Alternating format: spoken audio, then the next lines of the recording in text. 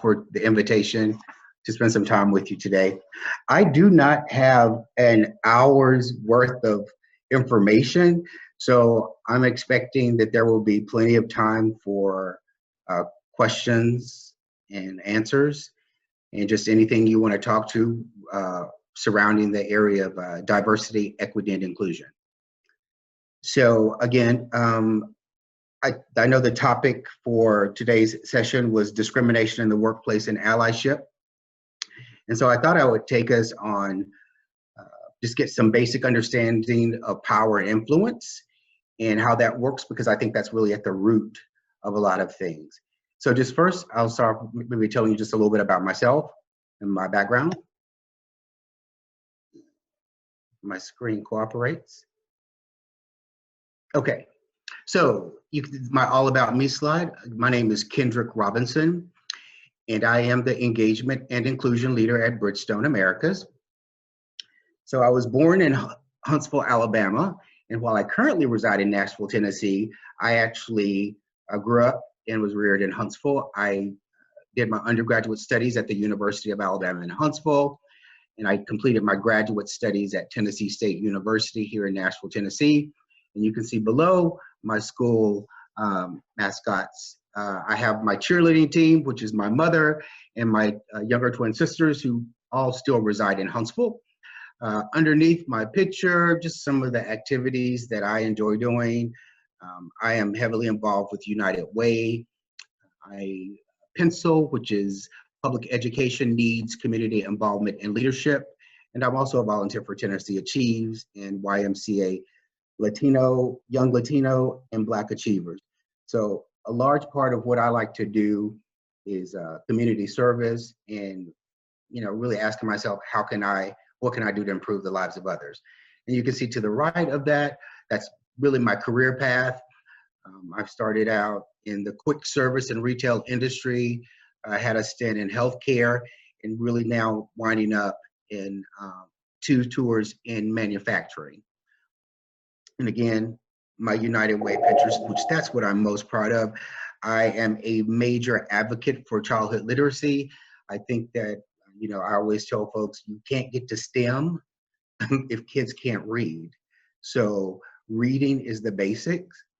And so I'm all about childhood literacy. And so anytime I get an opportunity to go and read to preschool kids, I take that as an opportunity to, instill that love of learning and reading in young people. And of course, the last picture is, prior to COVID-19, one of my favorite pastimes was going to Vegas. So that's a little bit about me.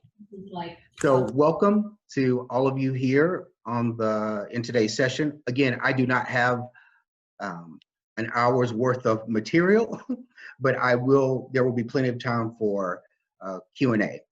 So in this next, what I would like to kick off with is, for us to truly understand inclusion, we need to explore power and influence.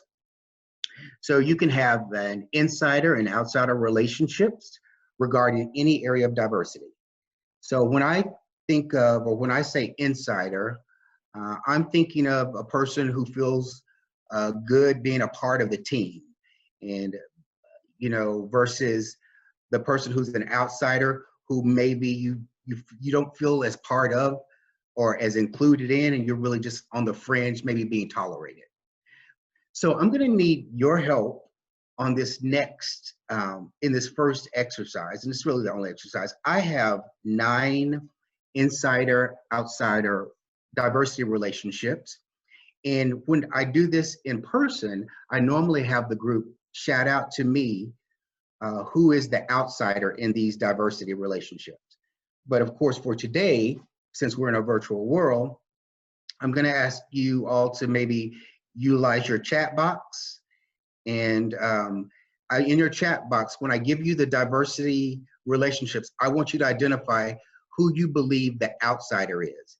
And understanding that outsider is the person or individual who doesn't feel a part of things, and maybe they just feel they're being tolerated. And the insider, they feel a part of things, they feel they're a part of the team, so they're in the know.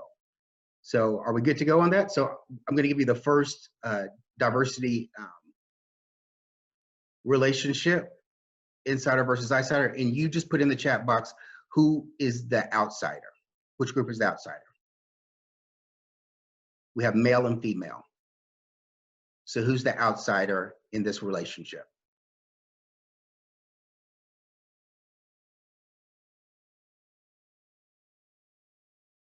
I have someone saying female, female. Excellent. Okay.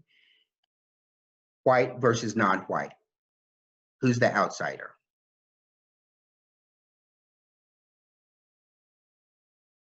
Okay. You guys have already taken this exercise before, or this is going to reveal our conclusion here, our hypothesis. Christian versus non-Christian, or Christian and non-Christian, not versus. Who's the outsider in this group? Okay, we have non-Christians, the majority there. Okay, and people, able-bodied individuals, and people with disabilities. Who's the outsider in this group?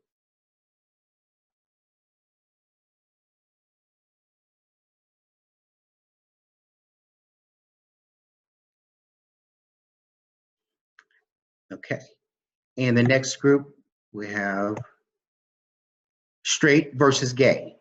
Who is the outsider in this insider-outsider relationship? Okay, we have gay is the majority here from responses. And experienced employee, and there's a new employee. Who is the outsider in this? Okay, excellent. And we have a lot of responses saying new employee, okay. In traditional families, and then there are single moms.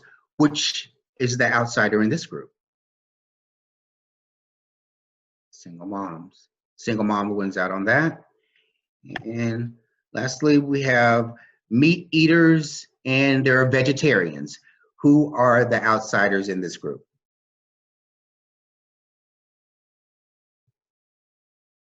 Vegetarians, and I have one more, I think. Oh, no, I don't.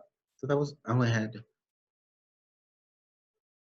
Oh, so my last one is sports and non-sports. What is the outsider group here?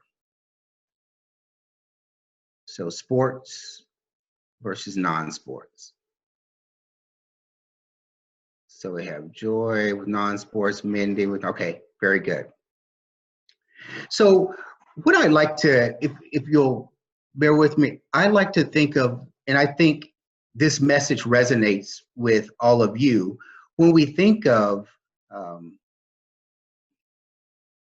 insider versus outsider, we're almost saying the insider really can stand for, I want to just use the term majority, and the outsider maybe stands for minority. We can equate the two.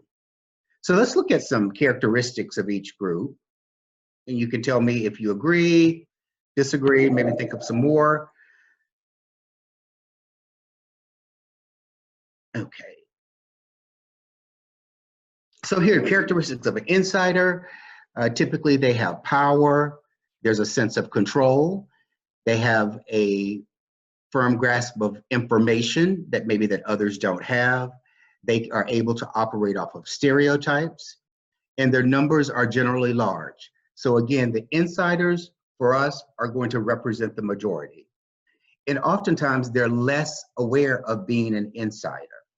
So really, when you're an insider, you're not really aware that you're an insider. You're just a part of. And let's look at some of the characteristics of an outsider. An outsider, less power, less control, and of course, less information. Oftentimes they are the recipients of bad information. They can oftentimes be used as scapegoats. And when you're an outsider, they typically are very aware of their differences. And they're very aware of being an outsider. So again, when you're thinking about outsiders, we're thinking about the minority, folks who are not in the majority. So the majority for us will represent our insiders. And if you can ever really think about a time in your life, we probably all experienced some form of being an insider versus an outsider.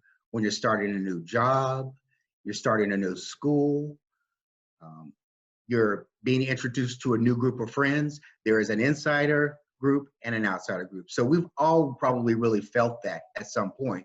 But what we're looking at today is that how this really can play out in the workplace. So when you're new, there is a set of norms that operate, or a culture that exists in a place of, in a typical workplace. And when you're new to that, you're an outsider. And so there are certain privileges and things that go along with being an insider, which takes us to our next slide here.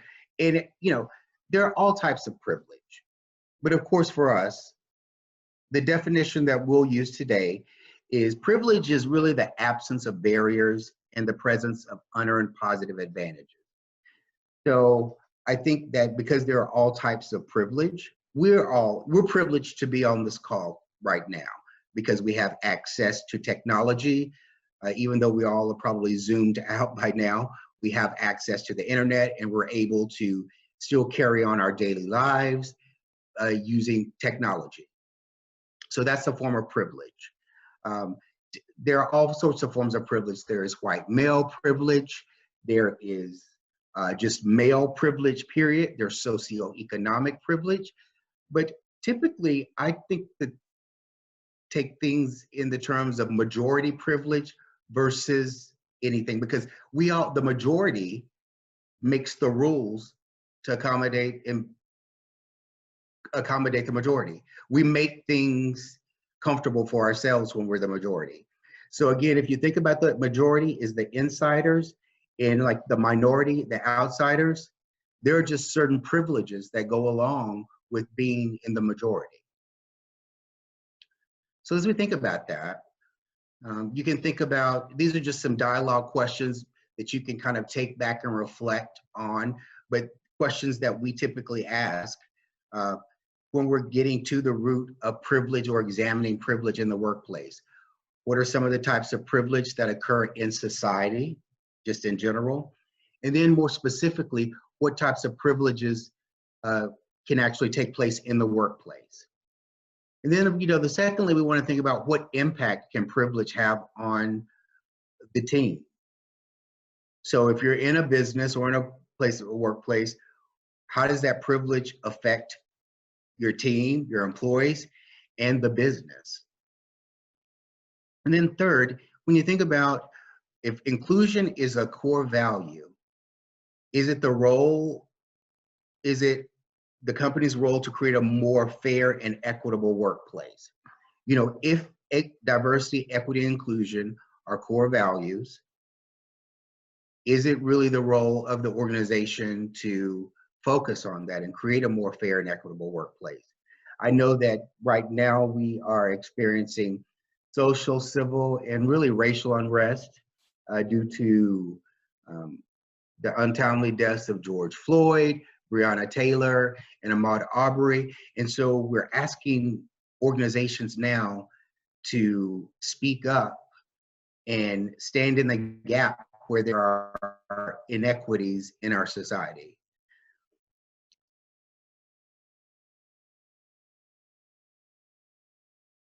Thing here is one thing I can take away for you is that our society has been through these things before, and I know it seems rather chaotic right now. And on top of that, when we're thinking about diversity and inclusion, and privilege, all of this is operating during the course of a pandemic.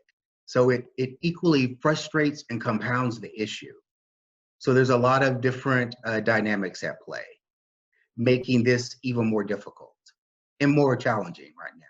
So I think really the thing to take away here is that our country's been here before, society's been here before, and America will be fine. We just have to kind of get through this and we'll come out better than before, hopefully. But we have been through cultural and social unrest like this in the past, and typically America's better for it. So I'm optimistic that the same thing is taking place now. When we start to question our current values and processes in ensuring equity for all, I think it's a good thing when we start that conversation and dialogue. So typically when I do this in session, These are just some diversity images that I like to show. And when you think about the groups, who would you say the groups are? The insiders versus the outsiders. So again, we're thinking about the majority who has a great deal of privilege and versus the minority who is really on the fringe and doesn't have as much privilege. So kind of getting to that point, I thought it would be interesting to share with you, and I got this from the site Lean In. It's a really good site. So they're really just, I thought it would be interesting to look at representation of the corporate pipeline by gender and race. So if you'll notice here, when we look at entry level, well, we have different groups, right? We have white men, men of color, white women, and women of color. So if you'll notice, when we really think about the pipeline of gender and race, and we're keeping that in our minds, majority and the minority, and the majority represents the insiders, and the minority represents the outsiders, you can clearly see here that white men at 35% represent the largest group in entry level. That filters down through management, senior management director, VP, senior vice president, of course, the C-suite. So the majority in our pipeline for corporate America is white men. You can see, secondly, rounding that out would be white women. And third, well, really, it's a tie or a close third and fourth. We have men of color and women of color at 18%. So when you look at that entry level, so you're really thinking about that pipeline of talent. So this is, I know the topic was discrimination in the workplace and allyship. So if you even really think about discrimination, where there is unjust and prejudicial treatment to a specific group, maybe based off race, gender, sexual orientation, ability, or what have you. Just if we're just looking at race and gender here, we can kind of see the foundation here of how that actually operates, or how it's actually formed, or really the stem of it. So because white men and white women represent the majority in our corporate pipeline, that actually is a nice segue to kind of talking about when I say we're in the midst of this pandemic, and how is that playing itself out here? This is a study, again, from Lean In, but looking at women in the workplace in 2020. And so if we think about this, we're right now celebrating the centennial of the 1920 passage of women getting the right to vote.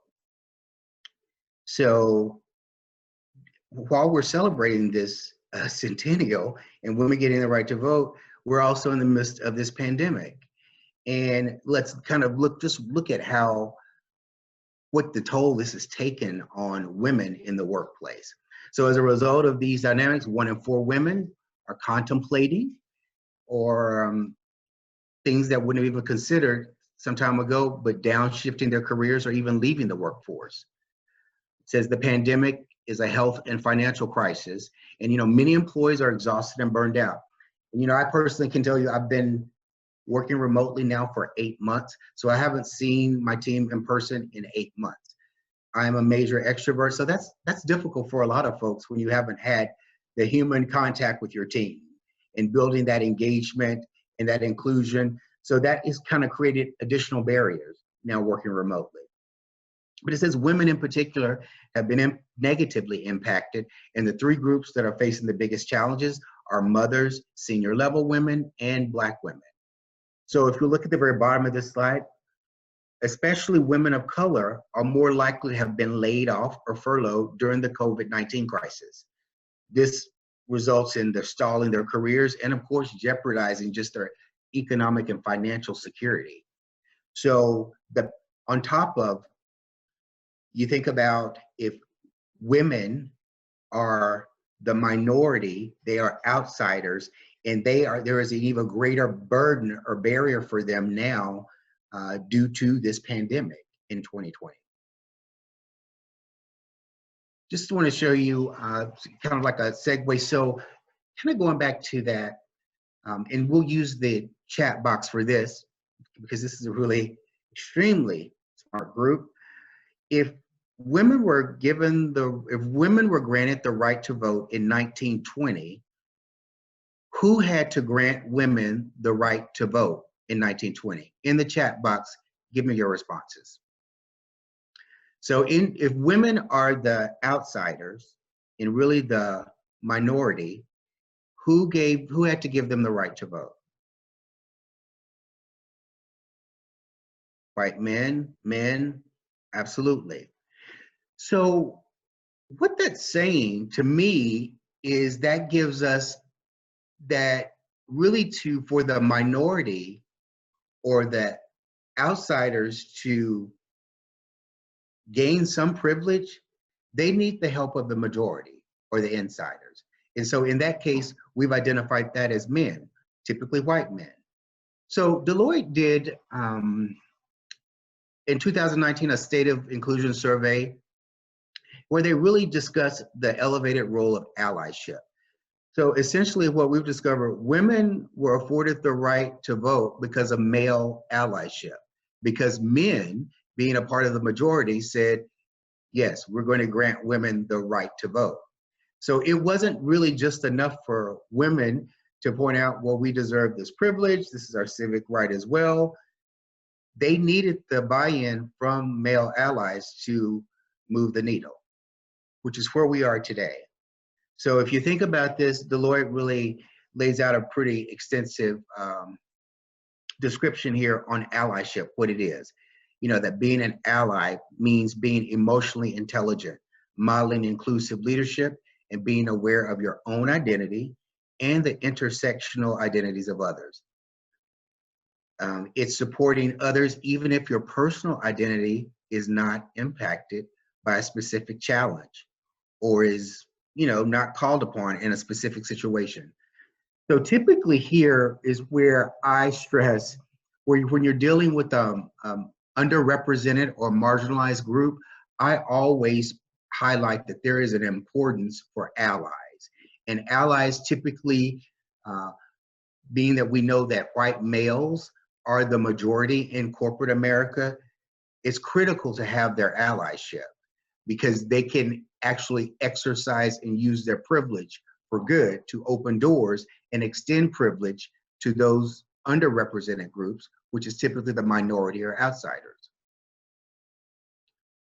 Show you how that looks. I'm going to show you, so when we talk about, I want to first go over what an ally, being an ally isn't.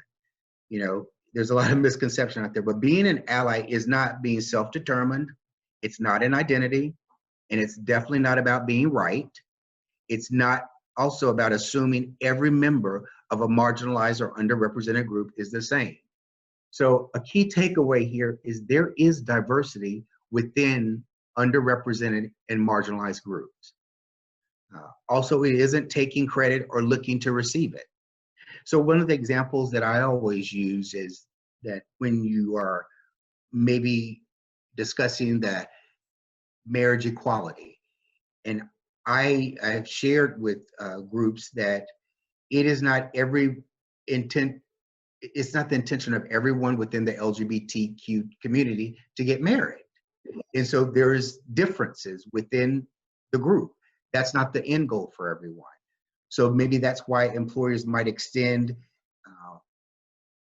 their benefits programs to partners and to same-sex couples that are not married, because marriage is not the end goal for all folks within the marginalized or underrepresented group. And when we think about allies, you know, you think about what allyship is, and we'll get more into that. But, you know, earlier we said it was like having the emotional intelligence and modeling that leadership behavior and really supporting even if your group isn't impacted. if you don't share the characteristic. So white males can intervene and become allies for women of color, women, period, and groups that are really on the fringe or the minority.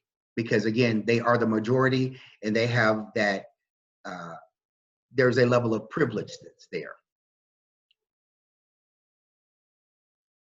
So if you look at this, so let me go back here, my slide. So this is a slide that indicates, again, from Lean In, employees who say they're allies don't always take action. And remember, allies really do need to act on behalf of the group that they're the ally with. So if you're an ally in this example of women of color, and you see 65% of women and 61% of men identify saying that they're allies to women of color. But when you look at the allyship actions, only 52% of women and 32% of men say that they actively listen to personal stories of women of color about bias and mistreatment. As you scroll down this chart, you can see that only 12% of women and 8% of men say that they actually mentor or sponsor one or more women of color. Again, so you could see in the next one, 32% of women and 26% of men say that they actually take a public stand to support racial equality. So you think about this, if folks who are identifying and saying they're allies and their allyship doesn't match up with their actions. So what this slide indicates to me is that the group that you are actually in allyship with, they need to identify you as an ally. And it doesn't just do enough for folks in the majority to say that they're an ally. It's almost like you let other people tell you that you're nice. You don't have to tell people you're nice. Others will determine that. So really here, when we think about our definition, the way we'll extend this for allyship is someone who takes an action to address biases, exclusion, and inequities, thus elevating our culture and supporting business outcomes. So an ally, in this instance, again, they're using their privilege for good to extend that privilege to the marginalized or underrepresented group. So again, this slide is a very good slide because it shows how to practice effective allyship. And at the very bottom of this slide, I love this saying here that we have to embrace discomfort and leverage it as a catalyst for change.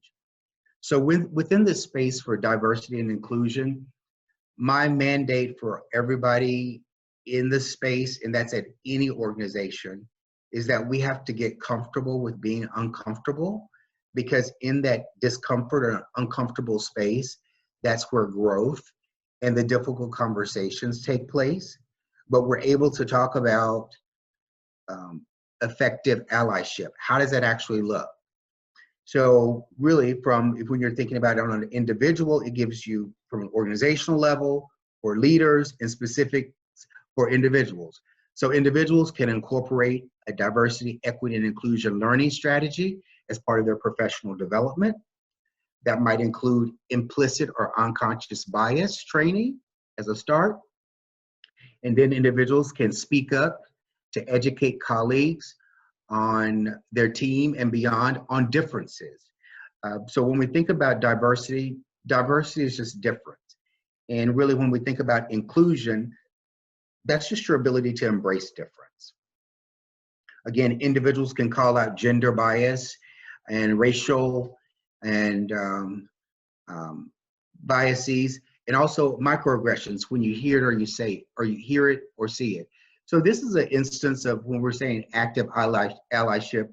If you're on the elevator and you hear an off-color comment about a specific marginalized or underrepresented groups, will you remain quiet or silent, or will you speak up in defense of that group and maybe say, hey, this is an inappropriate conversation to be having on the job, or we don't really discuss or talk about groups in that manner.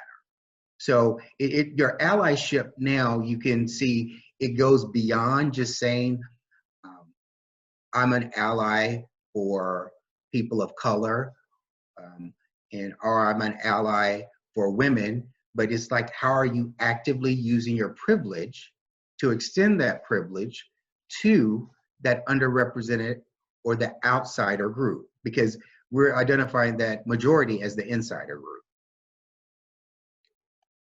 So again, the goal, of course, here, this kind of ties all into, I always say, like, this is the golden rule. You know, we definitely want to, when we think about allies, we want to treat others the way you want to be treated.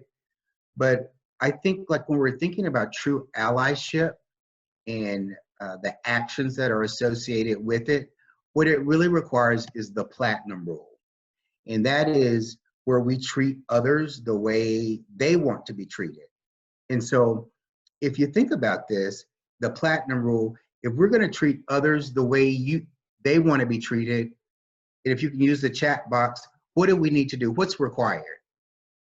In order for you to treat others the way they want to be treated, what's required? What do you have to do? In the chat box, or let's see. Empathize, respect. You must listen to the other's needs. Awesome. Find out how they want to be treated. Of course, that's great. And so that means active listening, empathize, and really, essentially, you're getting to know someone. And typically that's getting to know someone. If you're the insider, the majority, you're taking the time, you're being empathetic, and of course, all these great responses, active listening to learn how they want to be treated. Not as an ally, well, I know I'm going to treat you the way I want to be treated. So it's really taking the time to get to know someone, maybe someone who has a different value system, different beliefs, and treating them the way that they desire to be treated. So those are all great responses. So I kind of typically just, that's really the basis of what I really wanted to cover today. And I wanted to give you some time to ask me questions, or your questions about diversity, equity, and inclusion, and, you know, just general comments, questions, concerns. And so we can open it up for Q&A at this time. But I want to thank Scott and Brianna for the invitation today. And I don't even know if I explained to you guys, this team, what I actually do at Bridgestone. As the engagement and inclusion leader, I am charged with advancing Bridgestone's diversity and equity inclusion strategy by managing their employee resource groups. And so employee resource groups, we typically call them ERGs. These are teammate-led organizations and groups that are formed by folks with shared characteristics or life experiences. And they come together as a network of support for one another, to provide community service opportunities, and really just opportunities for learning and development, professionally and personally. Typically, these groups they represent a marginalized or underrepresented group within corporate America. Typically, we have groups that form for Blacks and African Americans, veterans, women, the LGBTQ+, the Latinx and Hispanic community, as well as different folks with different abilities. So that is actually what I do. And so, of course, I do a variety of other things within the diversity and inclusion space to further evolve Bridgestone's commitment, and as they evolve the diversity and inclusion strategy. But with that, I am happy to answer questions about diversity, equity, and inclusion, or about allyship, or just overall general discrimination. I have a question. So I'm Mindy Wilson. We didn't get to meet before I popped on here. I work in the Center for Career and Professional Development as well. And I wanted to know if you could speak a little bit So, you know, we talked a little bit about insiders and outsiders, and Yeah. all of our students here will be new employees at some point, Oh, right? And so what do you recommend to new employees who are already outsiders, who are either experience discrimination themselves or see discrimination but don't know quite how to handle that as the outsider and new employee? How do you recommend that new employees address these sorts of information or That's a issues? great question. Yeah, that's a great question, Mindy. And I'll be transparent with you right now. Oftentimes and I know I've been to college, and we really put forth that we have this meritocracy that, you know, we're going to, achievement is based off of just your talent and your effort outside of maybe your social status and money and all connections. What I have found, and it's not a bleak or dismal future, but I would encourage any young person, particularly new to the workforce, to go in, build relationships, build and cultivate relationships with everybody. I can't minimize, you know, education. Earning your degree is wonderful, and I know that's an introduction. That's the bare minimum. You get that. But in addition to what you don't get in college is the importance of when you get into the real world or corporate America, it's all about relationship building. People want to know who they're working with and what's your story. And so my advice to an outsider, because I've been an outsider when I start organizations, my number one goal is to go in and build relationships immediately. And that's going to take time, right? So it takes time for people to build and cultivate relationships, but that's also like getting outside of your comfort zone and going up and introducing yourself to someone and finding out what they do. So whatever your new organization that you join, finding out about what they do in their function and letting them know, being curious. And I was like always kind of like continual learning, but really being focused on learning people. That's such a critical piece that really gets left out when you start in a new, it's kind of like starting in a new school. You got to make friends. And so building relationships, professional relationships, is key, and it will be critical to your success at any organization.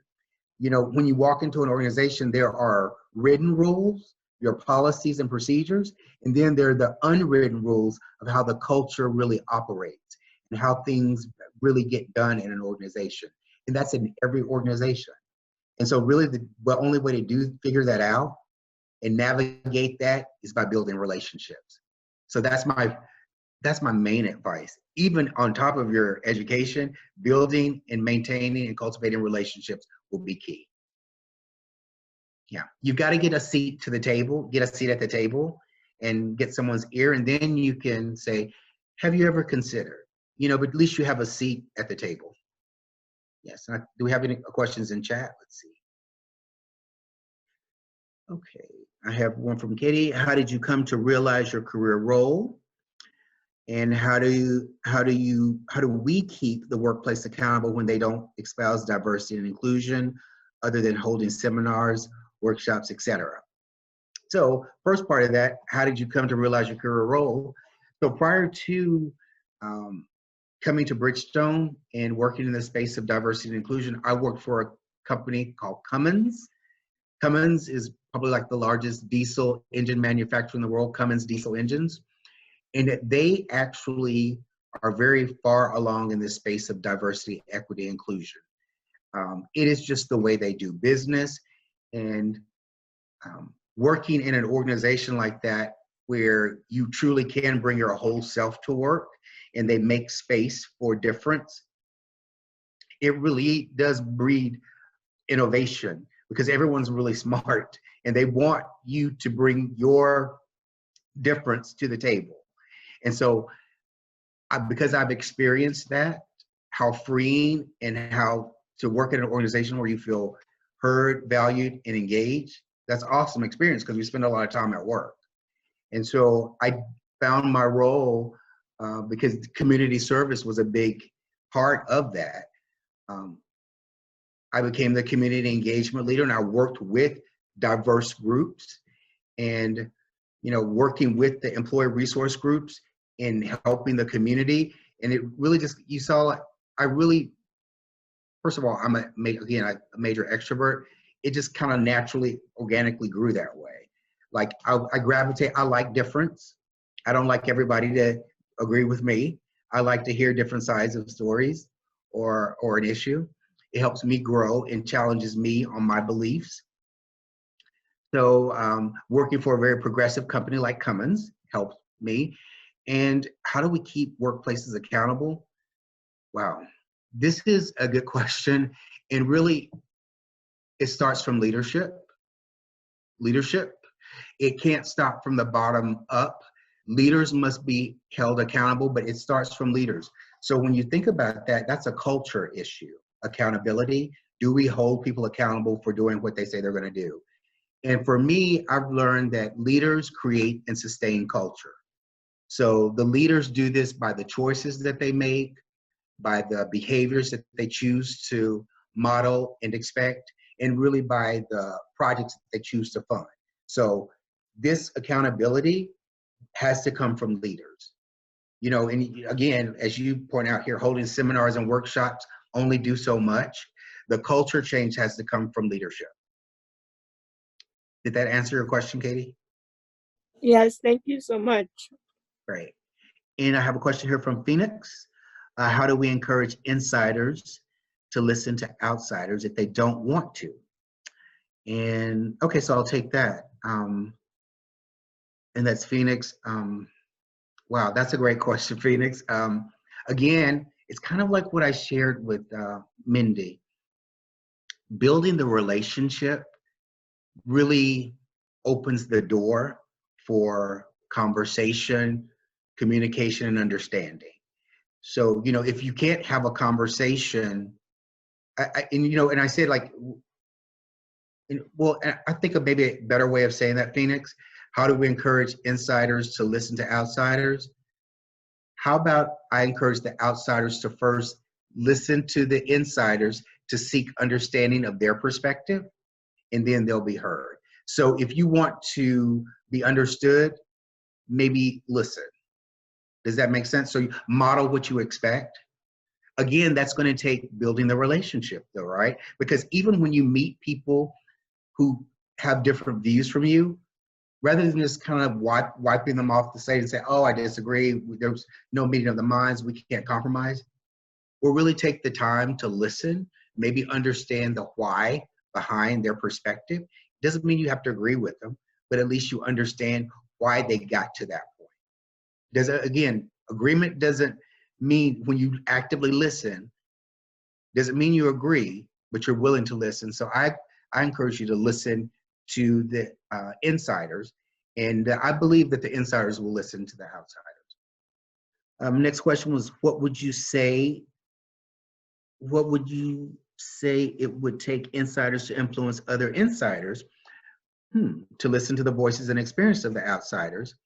As an outsider, it can be exhausting and frustrating to continually beg for acceptance if there are a few who are listening. Yeah, that's a tough one and a very good one. And I've actually been there, and I actually oftentimes say, when you work in the space of diversity, equity, and inclusion, you have to be disruptive without, well, it's like you're disrupting things without being disruptive. So you're helping people challenge systems and processes they've operated off of for years. And one thing you'll learn, maybe even in your collegiate years, but in the work world, change is very difficult for everyone, because people will tell you, well, we've always done it this way, and why do we have to do this? And so I understand it can be exhausting and very frustrating. I think what I typically have found to be I guess a positive, is to tie yourself to purpose and to a mission and a vision, and not to an organization or people, but to your mission, purpose, and vision. You have that for yourself. And that's really that gives you the fuel to kind of keep going. And even when people, you think they're not listening, they are listening. We might have to go back and re-strategize and maybe collaborate with others. But I think if you, in the workplace, when you have a meeting of the minds and you are willing to listen and you attempt to understand a different side or another person's perspective, they're typically willing to do that with you. Doesn't mean they're going to agree with you, though. So I think that to further answer your question, Phoenix,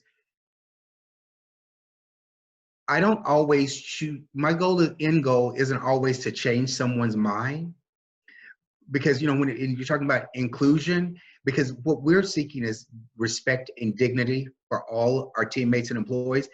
And I always make this this kind of analogy.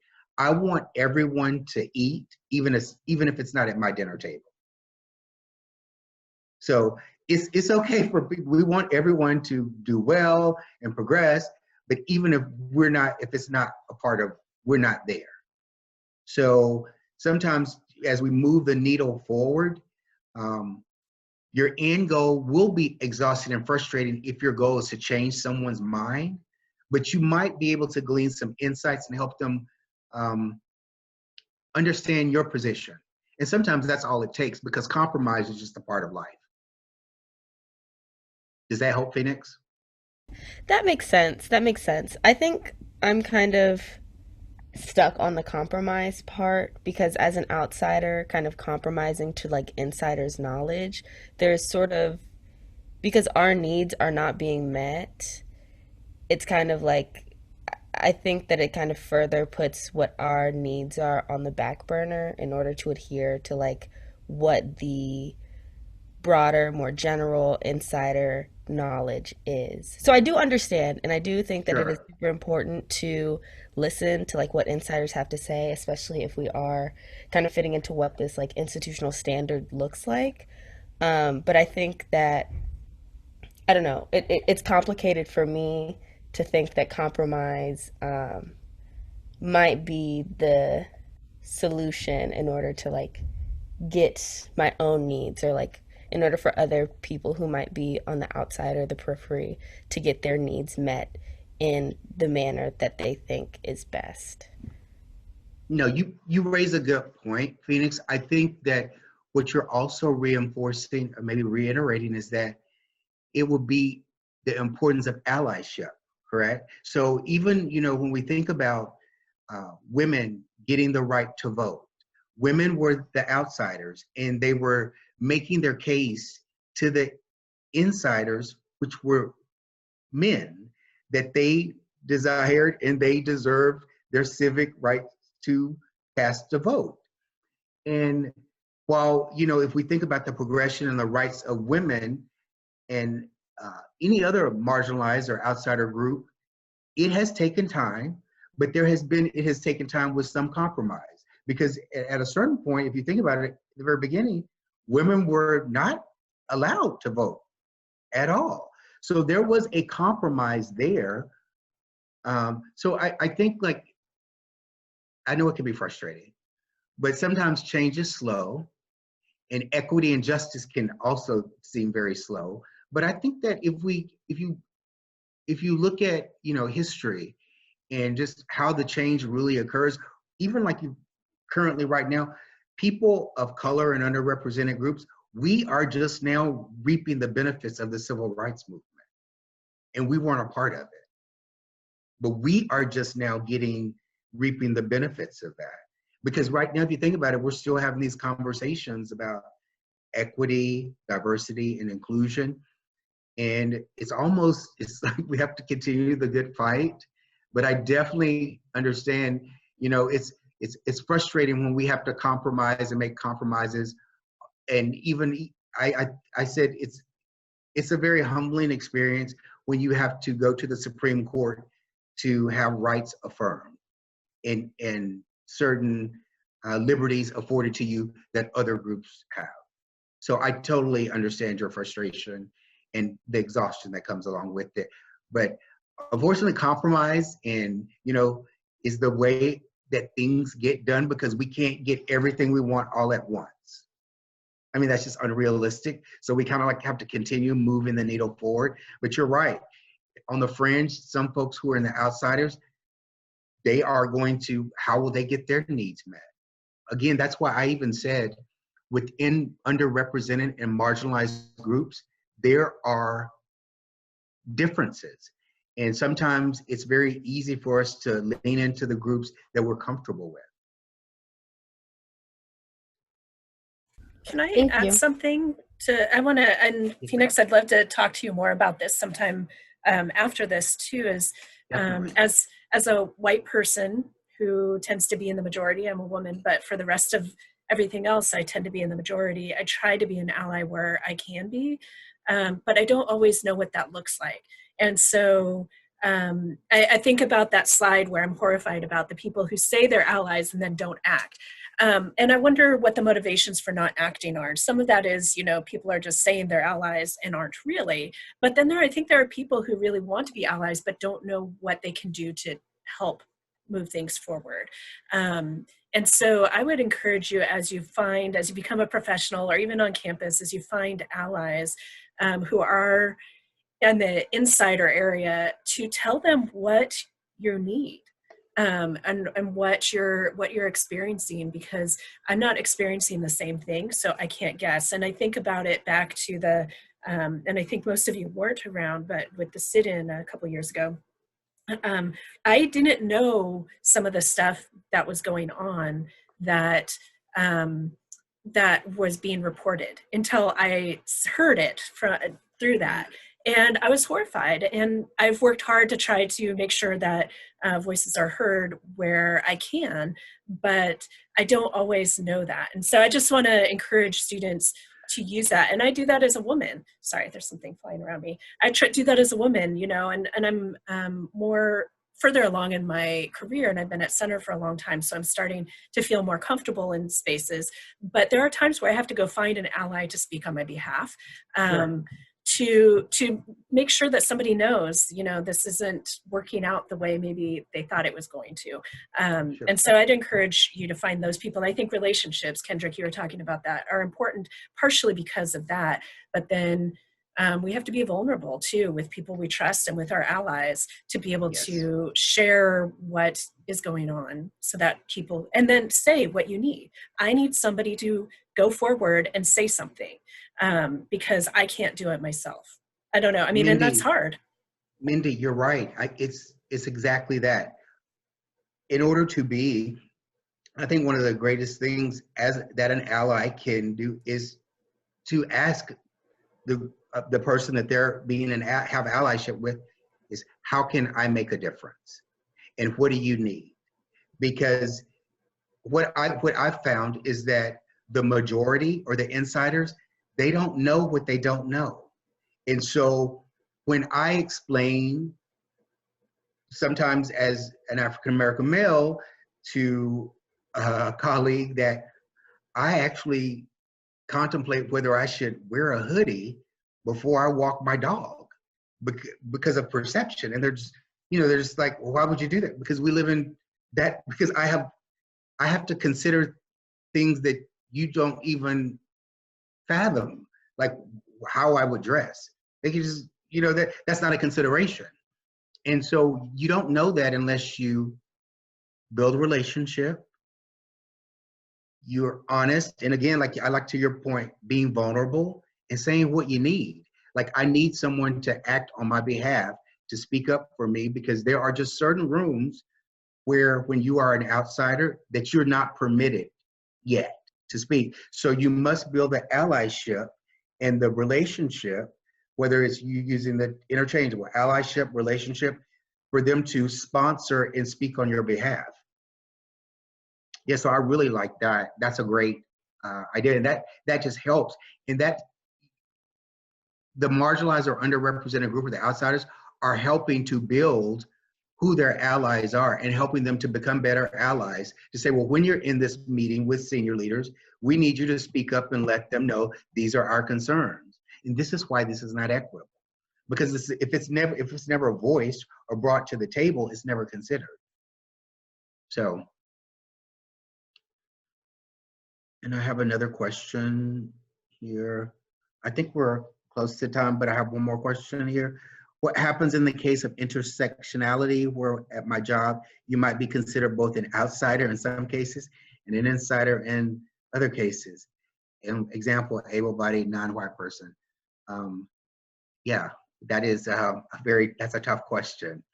And, you know, what I can say, Princess, is that there's not one silver bullet. There's not one right answer. But the one thing that I have found, you know, it just works. Building relationships with everybody is just a positive. And that means, like, when you are able-bodied, non-white person, building relationships with people who are not like you, who are expanding your circle and building. That's what I say. Be nice to everyone and build relationships and get to know them, because you never know who can speak on your behalf or who an ally can be. And allies are not just white males. Allies are just whoever's in the majority or that insider group at that time, to your point, because that's situational at times, where we can be an outsider and an insider. But the relationship, building that and cultivating that is just key. I found it to be successful because at least the dialogue takes place and people seek to understand and you understand. So I know that we're at time. And Mindy, I would love, and anyone who would like to talk further or talk offline, definitely Brianna has my information, but I can give you I'll put my email address here in the chat box, and I'd be happy, and I'm on LinkedIn. I would be happy to continue the conversation or just be a sounding board for you if you'd like to talk. Happy to do that. And best of luck to all of you. Is this group all graduating very soon? I think I'm the only senior here. Okay. Okay. Yeah. Well, hey, best of luck to you. Any time, if we can continue the conversation, but you as a group will be tasked with carrying the mantle and being allies. So you will potentially be allies once you enter the workplace for our group. So you will be, again, of course, become an insider. You won't always be an outsider, because you'll become an insider, and people will look to you to further agendas and move things on their behalf. So thank you again to Brianna, thanks Mindy, and to Scott for the invitation today. And I enjoyed it, and looking forward, anyone who wants to stay connected, I'm on LinkedIn and there's my email information. Thank you, Kendrick.